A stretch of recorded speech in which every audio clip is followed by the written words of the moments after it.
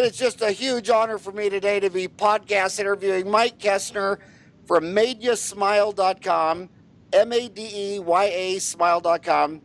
First of all, I just want to say I got out of dental school in 87. You got out in 1984. I've been hearing about you and following you and listening to you for 30 years. I'm so excited that you came on the show. Mike Kesner has practiced general dentistry in the Houston, Texas area since 1984. He is author of the book Multi-Million-Dollar Dental Practice and founder and CEO of the practice management consulting company Quantum Leap Success in Dentistry. Mike speaks nationally on practice management and how to build a low-stress, multi-million-dollar practice.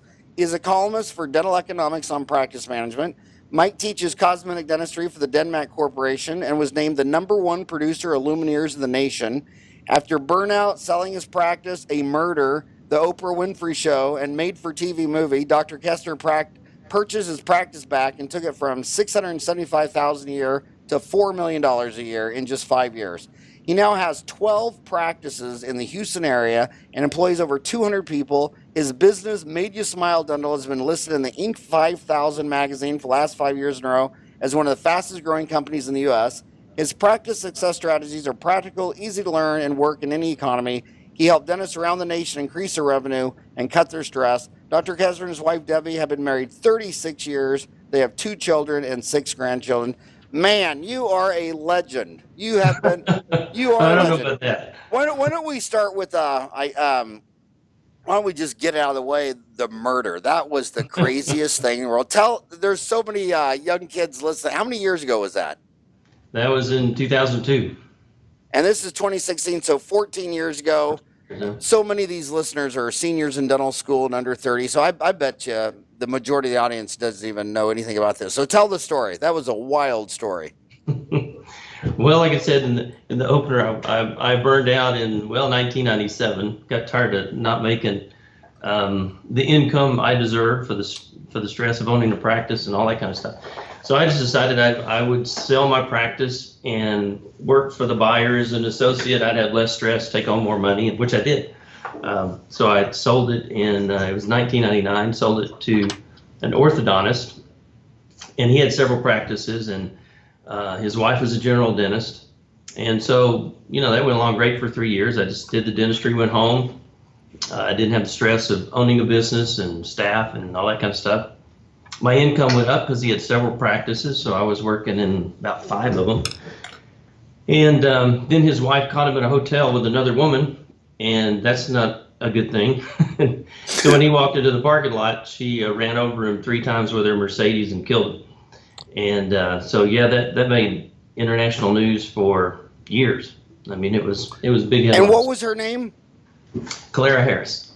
Clara Harris, and she's about to get out of jail now, isn't she? Or well, she'd been in for 10, and she got a 20-year sentence. So she was, several months ago, she was up for parole, and they denied it. So I don't know how long she's going to be in. And when she did it, her kid was in the car, right? Yeah, it was David's daughter. So it was her stepdaughter. She was 16 at the time, and so yeah, it's pretty tragic for her. And when she stopped, she parked on him, right? Yeah, she hit him once and knocked him about 50 feet or something like that, and then ran over him 2 more times. Wow, that is wild. That was wild. She kind of snapped. Yeah, obviously. And she was from what, Colombia? Yeah, Colombia. She was actually a Miss America, or not America, but Miss Universe, I think it was, for Colombia. So she was a beautiful woman. Huh. Wild. It's that's a tragic story. And then that was just huge publicity and took you all the way to the Oprah Winfrey Show, right? Yeah, she was on Oprah Winfrey from prison a couple of times, and a couple of books written about it. There was a made-for-TV movie that was written about it. So yeah, it made big time headlines, and so I was going, oh crap, now what do I do? And so I bought the practice back. It took a couple of years because they had to find her guilty first, and so I bought the practice back from the estate, and just decided I'd do whatever it took to figure out how to be successful in dentistry, because I didn't want to go back to being a poor dentist again. Plus, I was buying the practice back for about twice of what I sold it, so that wasn't that good of a deal. So I took it from 675 to. So you just bought back one office? Bought back one office, yeah. One office, and you're an orthodontist? No, I'm a general dentist. But it was an orthodontic practice, though, wasn't it? No, it was a general dental practice. I did ortho, but but I thought Claire's husband was an orthodontist. Yeah, he was. He was just buying. That was his exit strategy. When he was killed, he had 9 practices, and he was buying up practices for investments. Wow, wow, and that was out of his time for 1984 to own 9 offices. Yeah, that was well. It was in 2002. He had 9, and he had 3 that he was getting ready to close on just a few days after his death. Wow, that's a busy man. Yep. Yeah. So then you bought it back in 1990. And what year did you buy it back? Let's see. It was 2004 when I bought it back. So 2004, you bought it back and had one office. Yeah, I had one office, and I started my second one in 2007. And then our 13th one is under construction right now. Wow. So in 2004 you had one. So 3 years got to 2. And then when did you open your third? I opened the third the next year, 2008, and I opened another one in 2009. 2013, I think we opened 5, which I wouldn't recommend that, but we did it. So, sometimes ignorance is bliss, but anyway, yeah, so our growth has been fairly rapid, not compared to Heartland or something like that. Adding 12 practices is a Thursday afternoon for them, but right. For us, it was a lot of growth. So what's the secret to that? Well, I think the secret is getting the one that you're in firing on all cylinders. Because whatever you build extra, the other practices are going to be duplicates of the original. And maybe a lesser duplicate, like a copy of a copy. So you got to get the one you're in now really working well, so that you can duplicate those systems over and over again.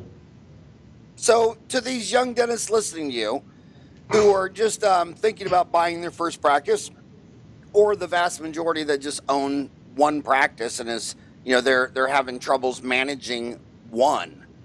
You're managing, what'd you say, 13? Yeah. I mean, so that's the lessons I was so eager to get you on, because so many people have so many problems managing one, and then there's a guy in the same town that's running 13. Yeah, and it's first of all, you got to figure out if you've got the personality for that. I believe that most dentists aren't wired that way. I think most dentists, they love dentistry, but they're not real good businessmen. And so I think first of all, you got to figure out if you're wired that way. And if you are wired that way, then get some help. Get some help to do it, because when having 2 or 3 practices wasn't that hard. When we went to 4, 5, and 6, then I had to start building the infrastructure, of a corporate office and management team and those sort of things, so I could make sure that our systems are followed. Because the strength of your business, as you know, is going to be based upon your systems and your ability to get your team to follow those systems. Now, are these all cookie cutter offices? I mean, is it like McDonald's or Burger King where they all look the same, or are you just buying practices that some are 4 chairs, some 6, some 8, some 10? Is it a wide portfolio of offices? They've all been scratch starts, and so yeah, we do the same color, same equipment, open drawer number 2, and there's anesthetic in there, so everything is exactly the same. So it's, it works, so I just kept duplicating the same thing. Yeah, and I was always amazed that that's an entirely different business model than Heartland, which has basically been what I call just a classic Wall Street roll-up, where you go get a $100 million line of credit and you just start buying offices, and they're every shape and size. In fact, they even leave the seller's name on the practice. They don't even change it to Heartland. Yeah, and we've decided to brand, and I guess there's positives and negatives in that. Of course, it helps with our marketing. So when we do radio marketing in Houston, it works well, because we have the economies of scale, and you know, we're all over Houston, so we're close to somebody that's listening. And only in Texas could you say "made you smile" and misspell "you" with a YA. That is so. I'm from Kansas. That is so Midwestern. MadeYouSmile.com. It's easy to remember. Yeah, yeah. Well, that's Texas. It's yeah down here, yeah and y'all. So. And sir. And sir, yeah. Yeah. Whenever you're having dentists with a dentist down there, their little kids always say "sir, ma'am," "sir, ma'am." Is that still common? Pretty much. Yeah, yeah. So what? So you went with MadeYouSmile.com, Made You Smile Dental. So tell us what this cookie cutter franchise model looks like. What's the size of it and all? How do you mean the size? I mean, like how many square feet? How many operatories? How many hygienists, dentists? We do the model. We do 3,600 square foot, and we do try to get 9 or 10 rooms in there. We'll start with 5, 3 doc, 2 hygiene. Say that again. Start with 5. Yeah, 3 doctor and 2 hygiene rooms, and then we do assisted hygiene. So as hygiene, you know, builds up, we book one hygienist and 2 columns, so she has an assistant, and so you know, my deal is, you know, I can do $20,000 to $30,000 a month per treatment room. So the more treatment rooms, the better. So what I'm doing is we've been able to scale 3 million. So I can the Sugarland office we built to 4.4 million, but I don't know if I can scale that, but I can scale 3 million. We've done that. So we build the practices with the intent of going to 3 million. And 3 million, and that's how much per op did you say your goal is per op per month? 25 to 30,000. And so your hygienist is working 2 rooms with 1 assistant. Right. Okay, now let's talk about that just for a minute, because even that is so rare. What percent of the 211,000 licensed dentists in America go with 1 hygienist, 1 room by him or herself versus assisted hygiene running 2 rooms with assistant? What would you say the percentage of the assisted hygiene market is? Real small. I mean, when I speak, Yeah. you hardly run across anybody that Right. does that. And it's the reason I like the model is, well, I like to pay my hygienists on commission. They produce better. They'll stop doing prophies on a perio patient, you know, that sort of thing. So and they'll stay because they're able to make a lot higher income, you know, almost double what they're making somewhere else. So what percent do you pay them? I pay them 27%. 27% of gross production in that room? I pay them off collections. So yeah, whatever comes out of the room, collect in collections. Off the collections of the room. What about the exams, the exam fees? Does the dentist get that or the hygienist? No, they get the exam. They're doing most of the work. So the hygienist gets, so basically the hygienist getting 27% of what's ever collected out of the room. Yeah, so sealant, scaling, root planing, exams, x-rays, because she's doing most of the work. So when I come in, you know, I really want the patient already sold on whatever their main concern is or whatever the biggest problem is. You know, pictures are up, x-rays are up. All I got to do is just don't screw it up when I go in there. So since she does most of the work, I think it's only fair that she get paid for it. Do they do a lot of sealants, or is that doctor? Or does No, dentist that's do sealants? hygiene. Hygienist, are they doing a lot of sealants too?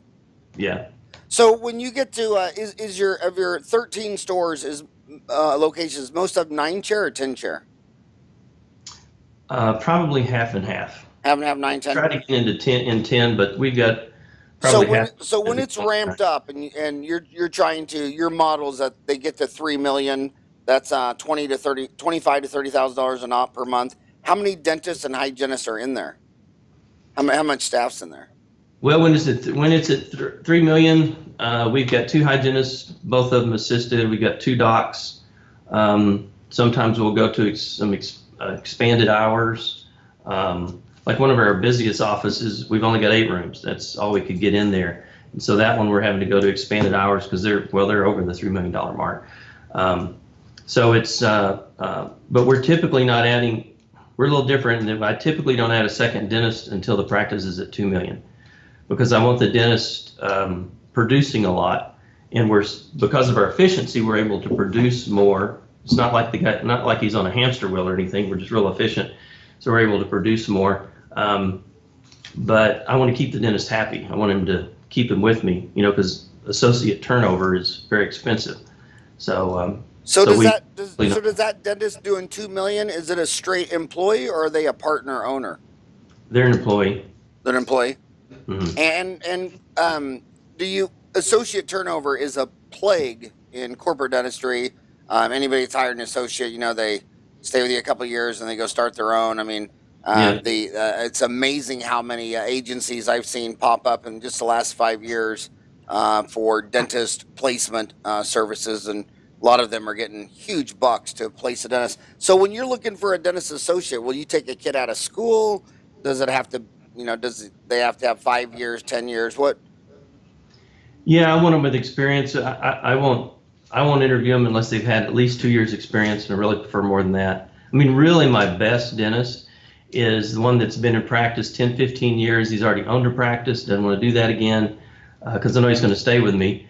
And, these guys are coming in, doing 30, 50,000 a month, and I'm going to get them to 100, 130,000 a month or more. And so it works really well for them. I show them how to, a different way to practice, and they're going to stay with me because, they're... You know what? I wish we would just replay what you just said over and over and over and over, because so many dentists I know had associates that were making bank, but the grass is greener on the other side of the hill. They want to own their own place, and then they go start their own place, get a bunch of debt, and the rest of their life they never to this day have made as much as when they were an employee. Because as you said at the very beginning, they just weren't hardwired for the business. And I agree that the best associates are the ones who have already had their own place. It's kind of like, if you notice, when I grew up in Kansas, those big Catholic families, like there were 7 kids in my family. I had friends that had 10, 12 kids. That the oldest the oldest 1 or 2 girls, who basically was changing diapers her whole life, when she got married, she had no romantic notion of having a child. And a lot of the oldest sisters in those big Catholic families, when they got married, they never had a kid. Whereas a lot of people who never did that, when they get married, a baby sounds so romantic and, it'd be so fun. They don't realize I had 4 kids in 60 months. I didn't sleep for a decade. And I think that, owning your own office, just like having your own baby, gets rid of all that romantic crap. And then you realize this is really a commitment to a lot of work. And it's really a lifestyle that you got to be hardwired for. Yeah, dentistry is really, really tough. Just the clinical aspect is really, really tough. I don't think people understand how hard it is to do excellent dentistry. And then you pile on top of that employees and marketing and P&Ls and balance sheets and capital investments and all that stuff. It can get overwhelming. So I can see why a lot of dentists don't do that. Well, let's talk about the 4,000-pound elephant in the room. That is debt. A lot of them come out of school and they say, 17% have no debt because their dad was a dentist, and then about a third have 100, a third have 200, and a third have 300, all the way to 400. And a lot of them just think, God, that's just too much debt to go borrow another 650, 700, 800 and start and buy a practice or a scratch practice. With 13 offices, you're obviously not growing those debt-free out of profit dollars. You're amassing a lot of debt, and that just scares the holy living bejesus out of so many people. Yeah, and it's I guess you got to look at debt in a different way. There's good debt and bad debt. The debt on my cars is bad debt. The debt on my practices is good debt because it's generating revenue. But yeah, it does take some testicular fortitude to step out and do that, do scratch practices and do all that stuff. And sometimes I wonder if I'm crazy or not. But anyway, it's worked out well. So you kind of got to be wired that way. So when you go assume debt to build a new office, how many years? How long of a year loan will that be to get your risk factor? Are these 7-year loans, 10-year, 15? Yeah, they're typically 10. And it's for me it's an exit strategy. I guess for most guys it is. You want to build it up, build up the EBITDA, and then sell it, to a private equity company. So that's. So what's your exit strategy to build how many offices and then sell it to corporate? Yeah. I don't. The number keeps changing. I'm thinking, probably 30, maybe 40. And will they all be in Houston and the surrounding suburbs? Possibly. We're looking at doing and maybe doing some roll-ups in some different areas and some strategic areas in the U.S. Which is, I have the consulting business, so I have a lot of my clients that want to do multiple offices, but they're scared, or they've done 2 or 3 and it didn't work out too well, and so we can roll them up and we can basically take care. My DSO can take care of all their management, marketing, HR. Well, let's talk about I'm 54. How old are you? 58. 58. So let's talk about the most controversial part of these corporates. You and I are old enough to remember that this is the second time they've been around. I mean, when we were little, Yeah. there was Orthodontic Centers of America, a dozen on NASDAQ. They all imploded. They disappeared for 10 years. Now they're back. And what a lot of people think, what I think is that the dentists all forgot about why they all failed, and they're all back doing it again. But Wall Street didn't forget, because none of them are publicly traded, and none of them could get publicly traded. NASDAQ wouldn't IPO one of those if they had to. Agree or disagree? Yeah, I agree. I mean, the first one that did the IPO didn't make it, went too fast. So it's. Are you talking about Orthodontic Centers of America? No, I'm talking about Monarch. Oh, on NASDAQ. Mm-hmm. Okay. I think they were the first one. But anyway, okay.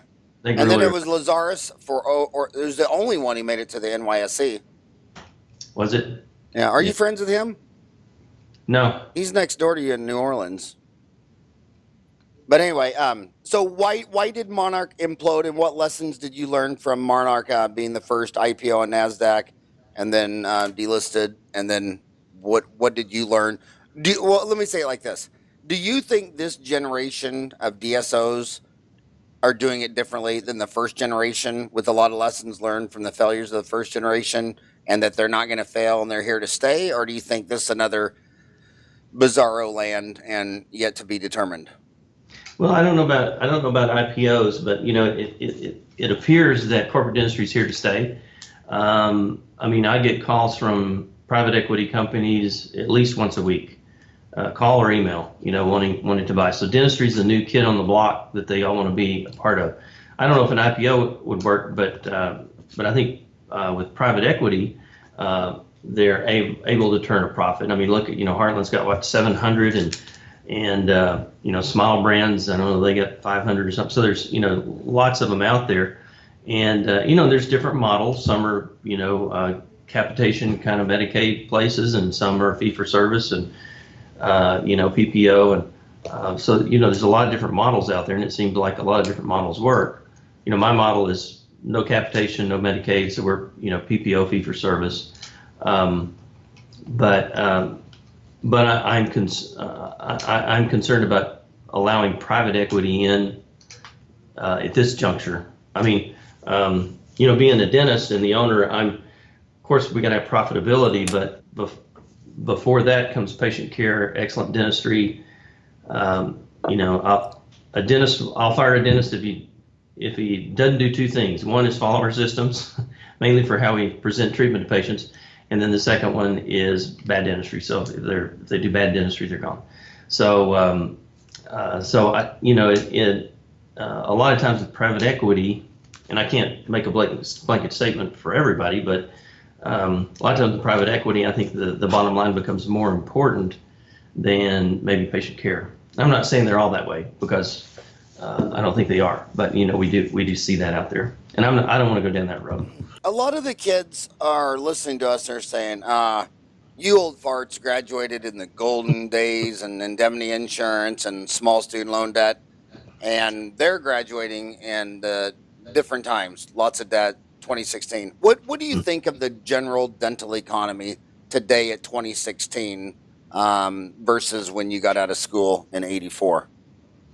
Well, I agree. I agree with that statement. You know, we are old farts, and it was easier. You know, it's not that way anymore. It is harder. The consumer has changed. You know, I can remember, you know, when I was out of school, when I was right out of school. Sorry about that. I remember when I was right out of school. It was a private equity firm calling you. Yeah, it was a private equity firm. Notice I just hung up on him real quick. So, let me put this on Do Not Disturb. Anyway, yeah, I'd have patients that come in and say, well, you know, doc, whatever you say, you know, whatever you think I'll do, whatever you think I need. Now, I mean, that doesn't happen anymore. You know, people come in and they've researched on the internet what they think they need, how it's done. They've researched you and your reviews and your website, and so it's much more difficult. You know, back when, you know, if we would, you know, piss a patient off years ago, the saying was they would tell 10 people. Well, now they can tell 1 million people, you know, with reviews. So the whole game has changed, and what I find is that many dentists still play the game like it was 30 years ago, and you got to play the game differently because it's a different set of rules, and it doesn't do us any good to complain about it. It's just the way that it is. So we got to learn to practice differently, because you can still be successful in this environment, but I believe that it is harder than it used to be. But I've had more financial success during the hard times since 2008 than I had all my previous years. So it can be done. So answer this question specifically for the kids. One of the questions they always have is, should I get a job at like Heartland or Associate somewhere and pay out my student loans first and then get new debt to start my own practice? Or if they've already gone $350,000 down the rabbit hole, should you just go all the way to $1 million? Because if you bought a dental business, that would probably pay it back faster than if you were an employee. Well, I would say there's a few caveats to that. Number one is don't open a practice or buy a practice unless you know what you're doing. I mean, I had no idea how to sell dentistry when I started. That's one of the reasons I burned out. I mean, my case acceptance rate was so dang low because I didn't know what I was doing and trying to teach people dentistry, and saw the back of a lot of heads.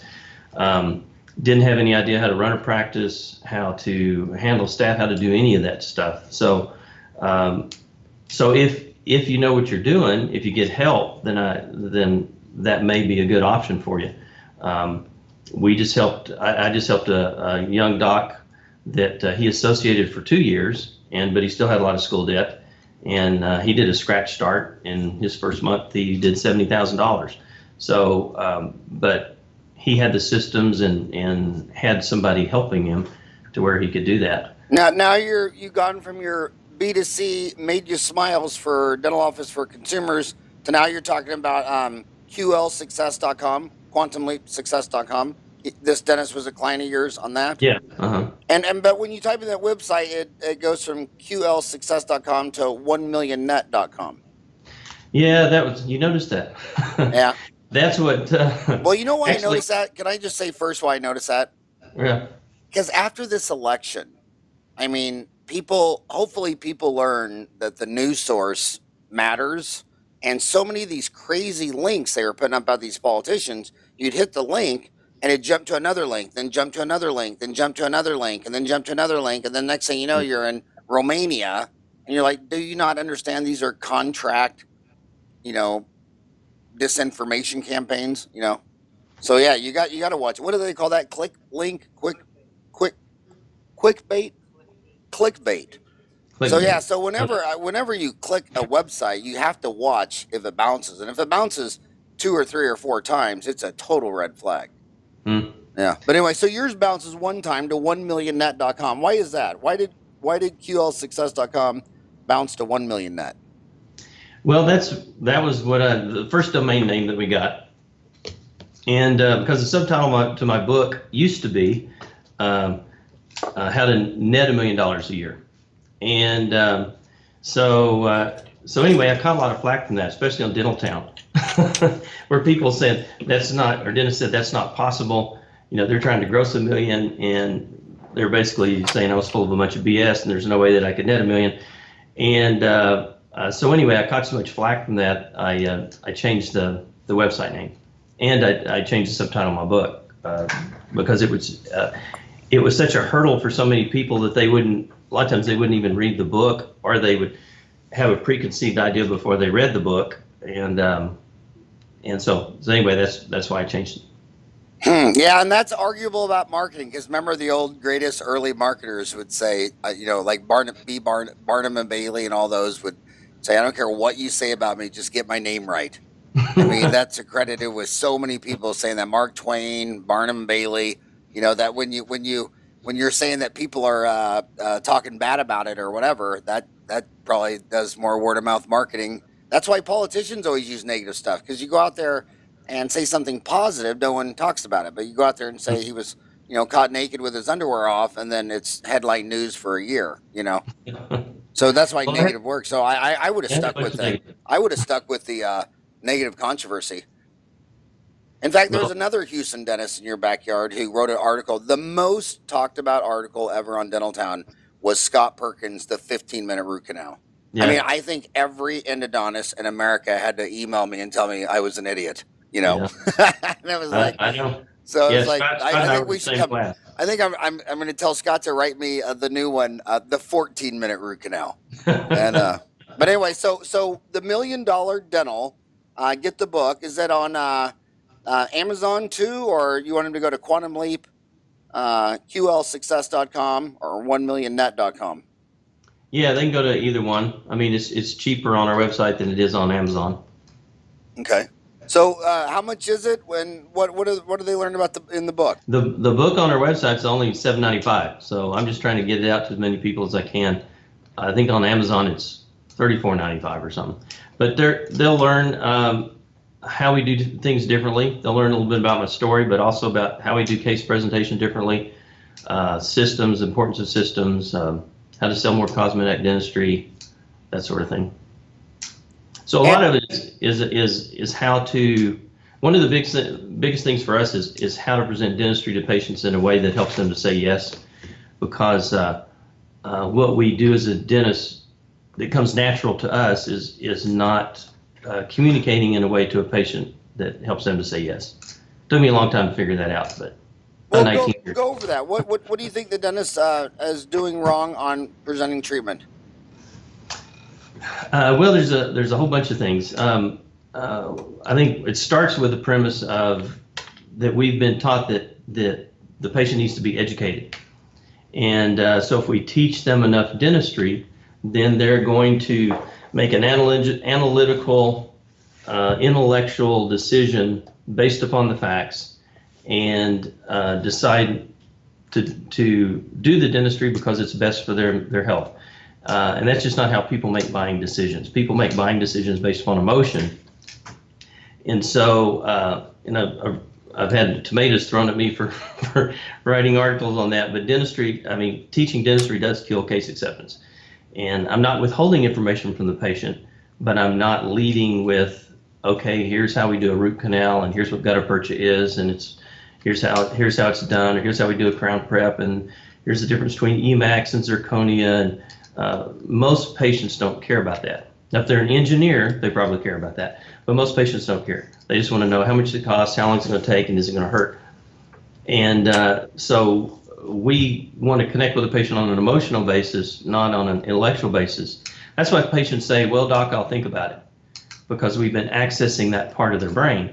I want them feeling about their dental treatment. I want them understanding what's going to happen, how it's going to negatively impact their life if they don't get this treatment done. So we spend time doing that, not just me, but the team, which is even more important. Nice. And you're having a conference in Vegas coming up? We just had one in Vegas. We got one coming up in Scottsdale in February. So we'll be in your neck of the woods. Oh my gosh, when is it? What's the date of that in February? It's I think 24th or something like that. It's on our website. Or it should be. Let me look and see on my calendar here. I see the Las Vegas. I just show up when they tell me to. February 24 and 25. in Scottsdale. February 24, 25, and talk about that. What's going to be at that event? Well, that event, I go in a lot about case acceptance. I mean, is it all you for 2 days? No, it's about half me and half other people that work for Quantum. So we talk about our bonus system. It's a great thing to bring team to. We have breakout sessions for the staff. So it's it's a ton of information. We give a lot of information. Where is it going to be in Scottsdale? Where's it going to be in Phoenix? Is it Scottsdale? It's going to be in Scottsdale. Do you know the place? I can't remember the hotel now. Okay, well, I will come by and with one of those sound horns and try to scare you. There's another big there's a big orthodontist meeting that town in Scottsdale, the Henry Schein orthodontic for orthodontists only. Okay. But is your client mostly general dentist? Most of them are general dentists, yeah. Yeah, and so who all is going to be speaking? Well, I'm going to be speaking, and then we have my COO of our consulting company. He's going to be speaking. The COO of my Made You Smile company will be speaking, talking about how to motivate the team, our bonus system, all that sort of thing. I spend the first day talking about the 10 things that the top 10 things that the practices in the top 1% do that you don't, and then we also talk a lot about case presentation. That case presentation is a big paradigm shift for most dentists, and so that talk goes on for quite a while, a lot of questions, and it's just kind of hard to wrap their mind around it just because it's not natural. It's actually easier, but it's not natural to most dentists. It wasn't natural to me. And so much of success is so counterintuitive. I mean, Yeah. You know what I mean? Yeah, because it's funny in dentistry. Okay, so Mrs. Jones decides to do a crown on number 30. So before we start the treatment, we hand her an informed consent. Informed consent is all the bad things that can happen if you choose to do the treatment.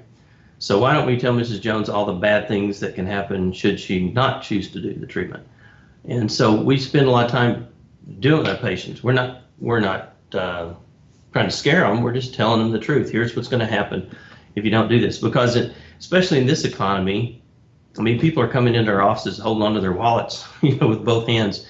They don't really want to do the treatment, number one, and they don't want to pay for it because of our poor economy. I mean, we've had less than 3% growth for the last 10 years. So we got patients coming into our office with less money than they've had before. And we've got a 5% increase in dentists in the last 10 years. So all those things make it more difficult for patients to say yes to the treatment that they need. How many dental schools are in Texas now? We've got 3.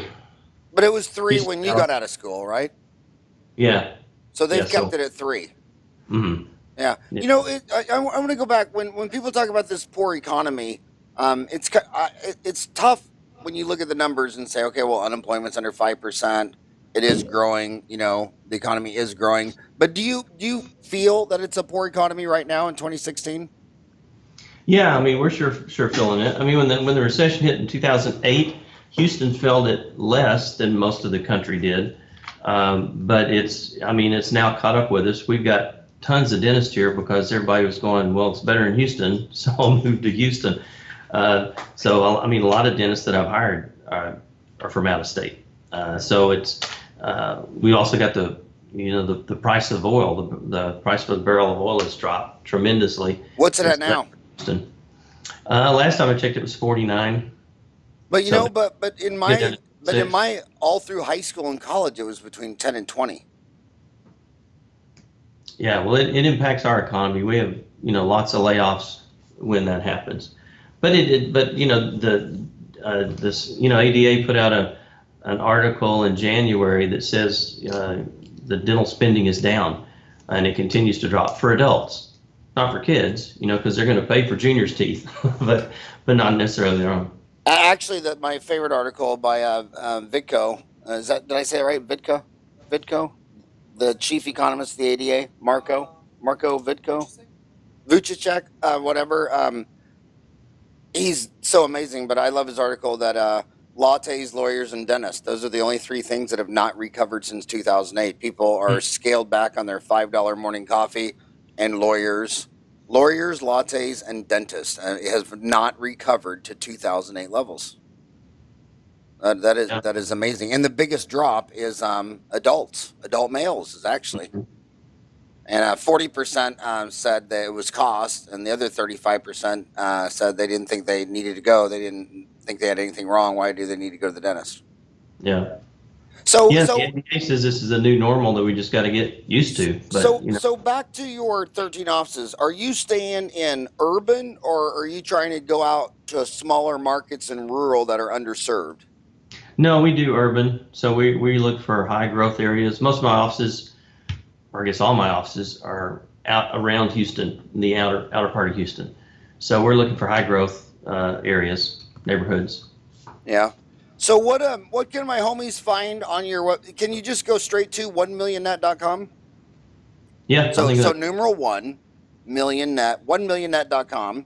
I think they might be able to remember that. Or you can go to QLsuccess.com, and the QL stands for Quantum Leap. Talk about Quantum Leap. When did you start Quantum Leap? I guess 2008.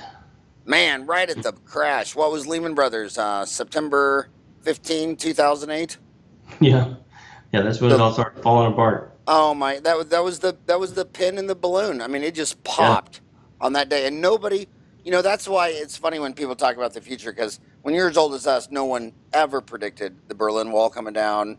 Any of the market crashes I've ever lived through, not one person the day before said, that was around the corner. Lehman Day, 9/11, 11/9. Nobody thought Trump would win. I don't want to get into religion, politics, sex, or violence, but do you think? Are you bullish? Do you think Trump will take us from the stagnation, 1.5% growth to maybe 3.5%, 4%? I believe he will if he can get his policies through. I mean, a decrease in tax helps everybody. So decrease tax, decrease regulations on business. I mean, decrease franchise or capital gains tax and franchise tax and all that stuff. I think that would really help. The problem though is in my entire lifetime, every single person that pushed through a tax cut didn't push through a spending cut, and now we have a $19 trillion deficit. Which these interest rates are so low. But you know what? Talk about oil going to normal prices. If interest rates went back to normal prices, like say 5%, it literally shut down the government. I mean, we couldn't even service a debt at 5%. Yeah. Does that concern you that they'll do a bunch of tax cuts and then just put it all on a credit card to our grandchildren? Yeah, that's what's been done in the past. But I'm hoping there will be change. We'll see. Yeah, that is the one bubble that I've always wondered if that's going to pop. Economists talk about stock market bubbles popping. We've lived through that. Real estate bubbles popping. I've lived through that 3 times in my life. But my God, if that debt bubble popped, that's bad. We'd be eating ramen noodles for probably 3 or 4 years, wouldn't we? Yeah, that would be really bad. So what are my homies going to find on your website, 1millionnet.com? Well, it's got our seminars on there. We're also doing a cruise seminar in May. That's fun, out of New Orleans. Cruise out of New Orleans? Pardon? I didn't even know New Orleans was doing cruise. I know Houston has cruises go out of there because I've had the great honor of paying for some of those for. I'm not going to mention Mom's name or anything, but so they're going out of New Orleans now. Yeah.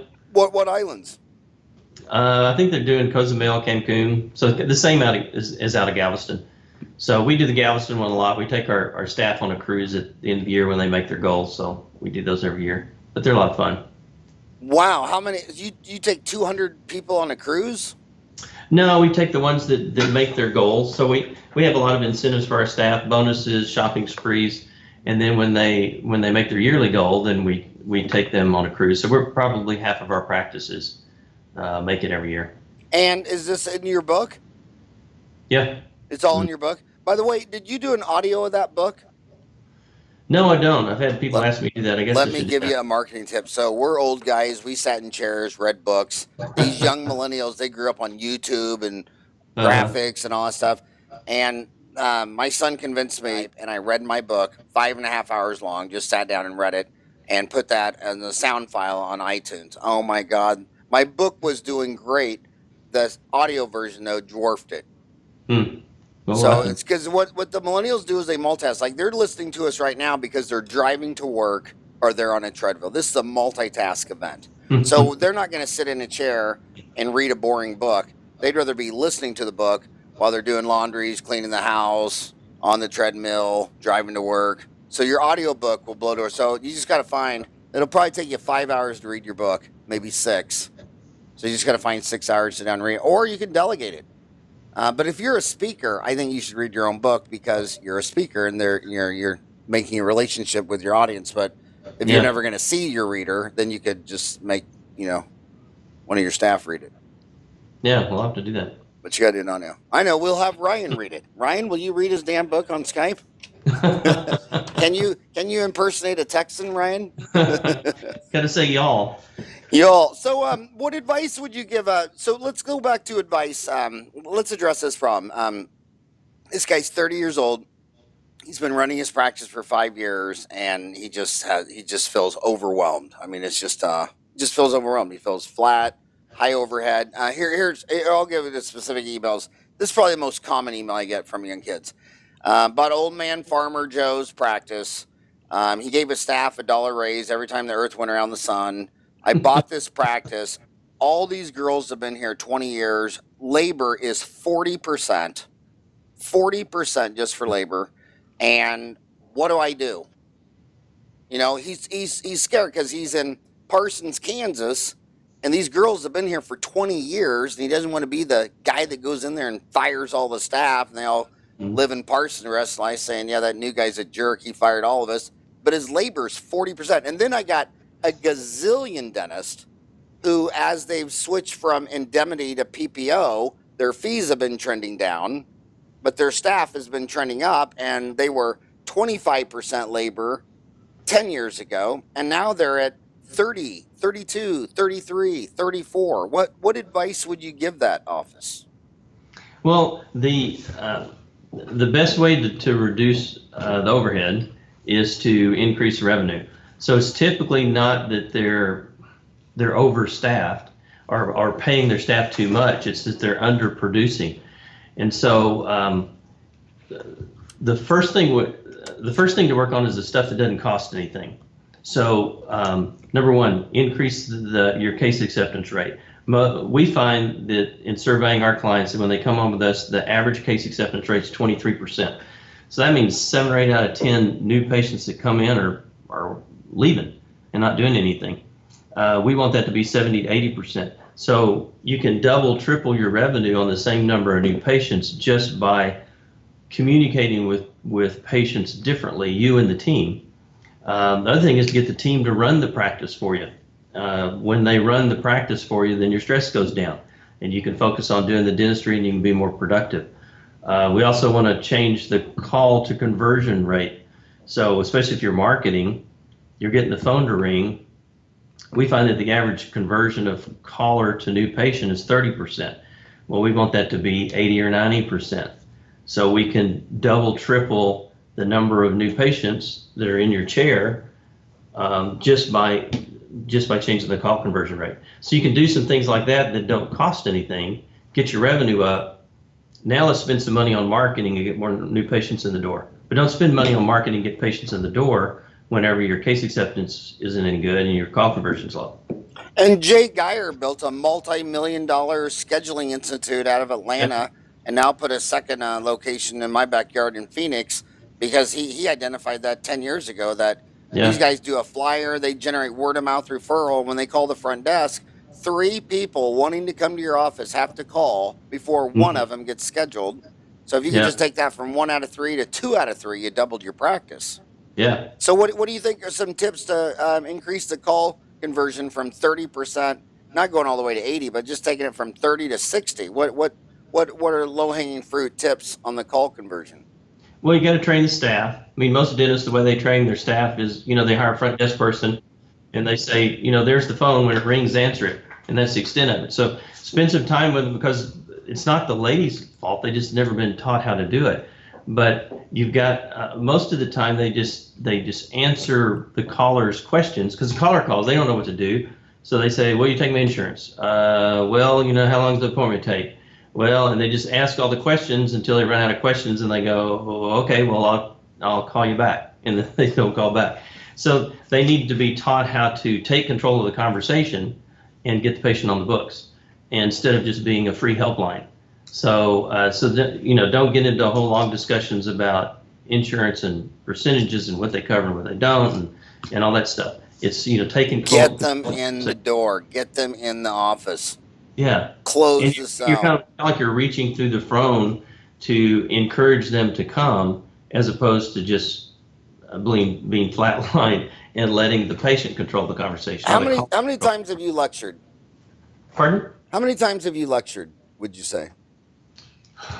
Gee, I don't know. I started probably 8 years ago or something like that. So I don't know. But maybe 50 times or something. How many times? Maybe 50. Do you agree or disagree with this? The call conversion is so low because the dentists save money and go to these courses alone. And then the dentist that brings the whole staff, if you just walk through there and pick up everybody's net income, the dentist who takes all their staff to every CE, I don't care if it's on implants, root canals, fillings, because the patients are going to be asking them questions on implants, root canals, fillings. I mean, clinical, everything. Yeah. Those guys net twice as much as a dentist that goes alone to the course saving money. True or false? True, yeah. And so the dentist has got to go home and try to train his staff on something that he just learned. And the staff are going, oh, yeah, right. Here's another thing he's got up his sleeve or up his pant leg, and give him 2 weeks and he'll be over it. So, yeah, the team's got to go and get excited and be sold on it. And, you know, so the dentists are notorious for stepping over dollars to pick up pennies. And, you know, so they try to save a few bucks, and it's really costing them a whole lot in the long run. Oh, my God. And plus, the nature of sapien is that an expert is anyone they don't know, especially if they met him on TV, or radio, or a seminar. Yeah. But when you tell them the exact same thing and they go, are you the guy that I just saw burp and fart 3 minutes ago and was born in Kansas? You don't know anything. But the expert that they never met with a briefcase and a PowerPoint presentation, they just swallow that hook, line, and sinker. Yeah, the guy from out of town with a box of slides. That's an expert. Yeah, absolutely. So back to the team run. I see a couple of models. I see some models where the dentist says, I don't believe in the office manager. I'm the office manager.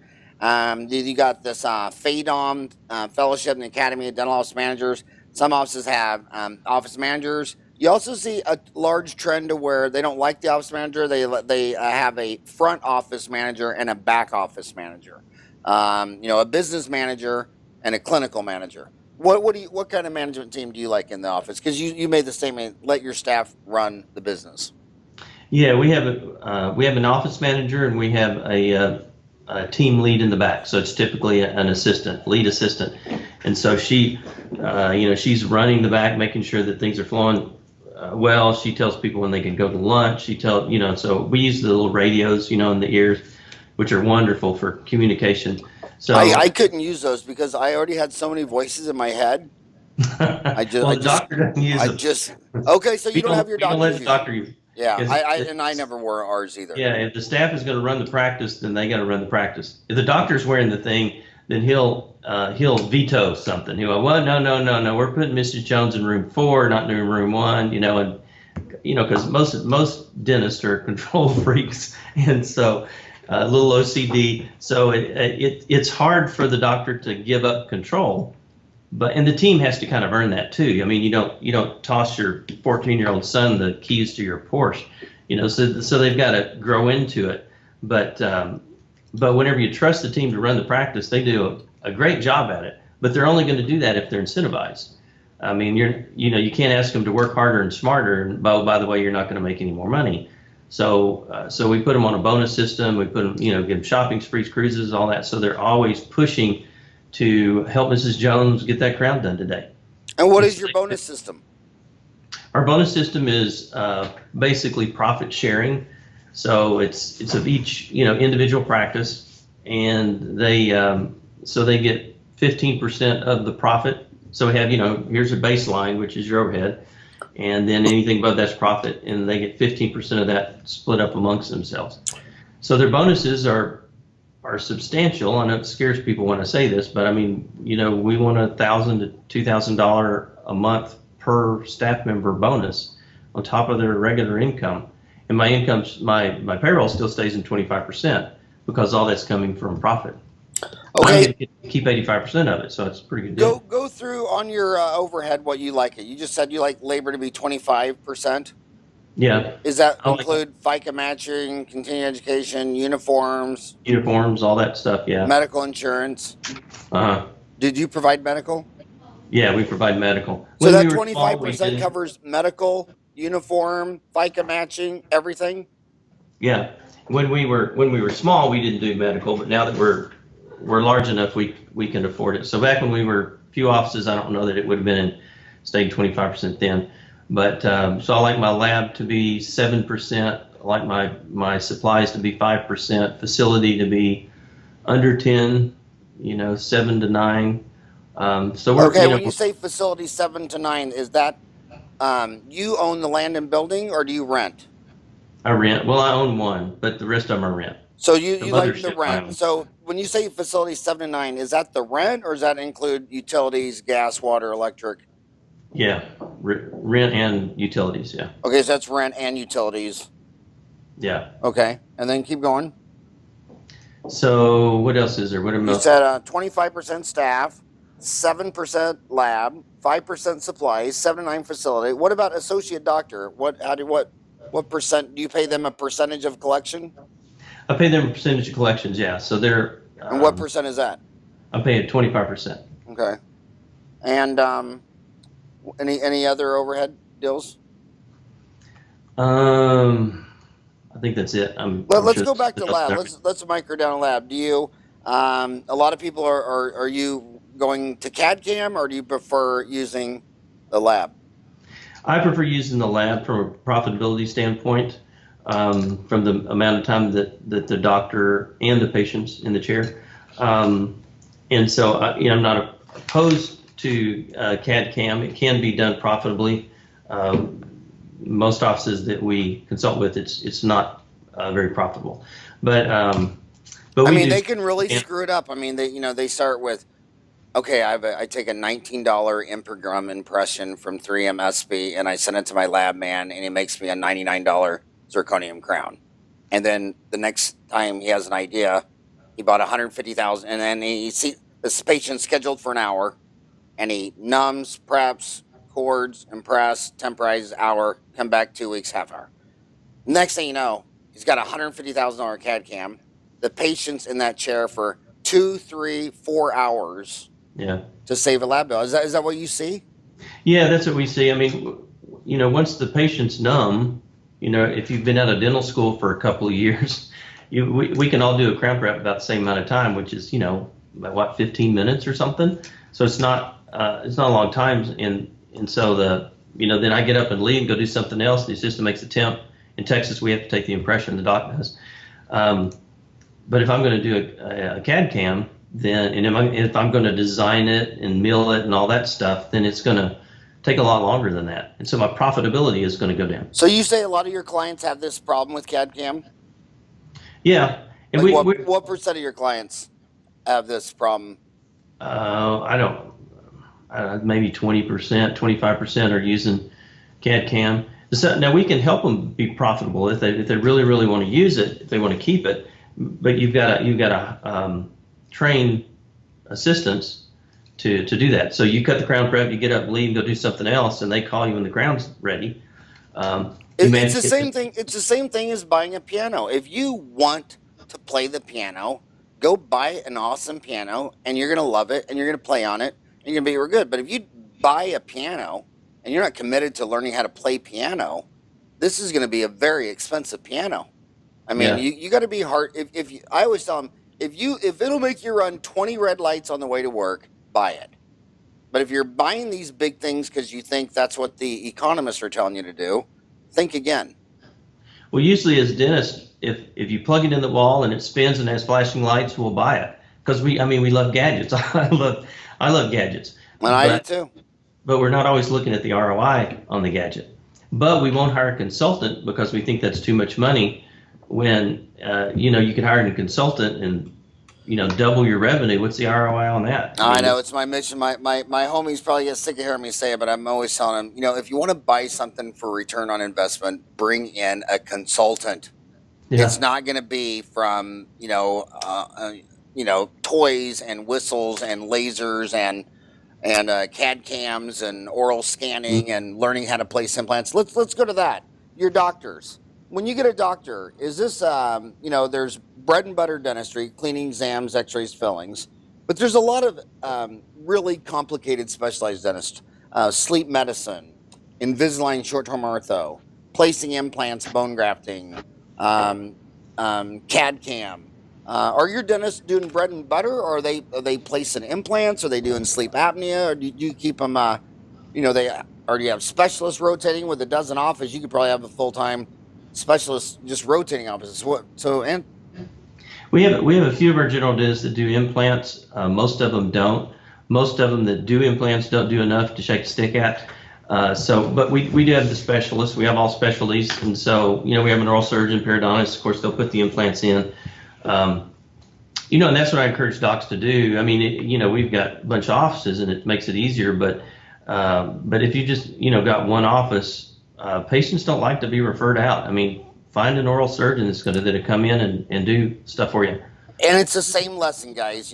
If you just will run 20 red lights on the way to work because you're going to place an implant, then go buy a $100,000 CBCT. Go give Aaron Garg a bunch of money in Dominican Republic. Buy a bunch of systems and implants. Go for it. But if you're just doing it because you think it's a great business idea, why would you go $300,000 in debt before you got a $1,000 implant sold when you could go find a periodontist or an oral surgeon in the next county to come over one Friday a month to place them all for a fee split? Well, and what we find too with dentists is they can't sell a crown, or they can't sell a filling, they can't sell dentistry, so the revenue's down. So we think like a dentist, which is, oh, I need to go to an implant course, or oh, I need to go buy a CEREC machine, and then that's going to cure all my problems. Well, if you can't sell a crown, how are you going to sell an implant and a crown? I mean, it's so fix the easy stuff first, which is do your case presentation differently, and get a lot of people doing dentistry, and then if you want to do implants, then go do them. But we find that most of our clients that do implants and the dentists that work for me also, they just don't do enough to be really profitable at it. And I usually keep them busy doing bread and butter stuff, cosmetic dentistry too. I mean, about 15% of what we do is cosmetic dentistry, which is a lot compared to most other dentists, but it's still only 15%. So most of it's crowns and root canals and fillings and, scaling root planing and that stuff. And what works on your marketing? Is it a lot of Facebook, Twitter, social media, LinkedIn, or is it direct mail, radio, billboard, TV? What are you doing to feed 13 offices with madeyousmile.com? We do a lot of online stuff. Of course, that's the thing now. So we do Facebook, we do Twitter, we do website and SEO and all that kind of stuff that's over my head. That's why I have a marketing director now. We still do direct mail. The effectiveness of direct mail has gone down since in 2013. We saw where it started going down, but it's still effective, so we still do it. Especially when we start a new office. I mean, we hit it hard with direct mail to get it fired up and get it going. We do a lot of radio. Radio's a good return on investment. It's expensive. It's hard to do if you're in a big city and you've only got one office. Because, like Houston, it's an hour and a half from one end to the other. So if I only had one office in the south part of town, the people on the north side are going to come down for radio.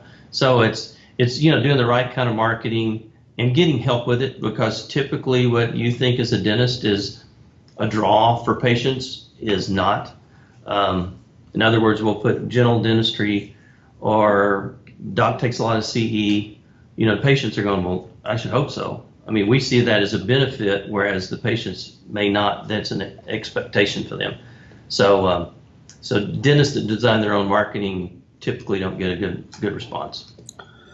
So I can't believe we went over an hour. My God, we went over. We're supposed to do an hour. It's already an hour and 5 minutes. It sounds like the reoccurring theme that you just kept saying over and over and over is that if you could just learn how to present treatment and sell some damn dentistry, it'd solve all your overhead problems, your student loan debt, your practice purchase, everything. I Correct? mean, there's tons of dentistry to do. We just don't get to do it. And when you said you're going to lecture February 24th and 25th, of 2016, I didn't even look at the dates because I knew, knowing me, I'd be out lecturing somewhere, and gosh darn it, I'm in town. So I am going to see you February 24th, 25th. You can heckle me from the back of the room. Well, I want to get, what I think would be better is I got 2 associates and an office manager. I'd like to get a couple, 3 or 4 copies of your book and have them read it first, then go to your 2-day hands-on or 2-day lecture. And that sounds like a lot of fun. But I just want to say that, you came on, you're a legend. You come on here for an hour to talk to my homies, to share everything you know.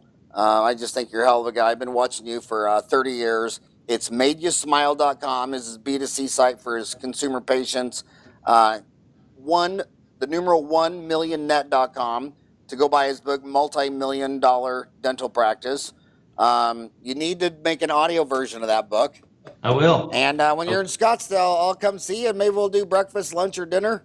Sure, man. I'd love to. I live here, so I know where all the Waffle Houses are. Thank you so much for coming on my show. Thank you. I enjoyed it.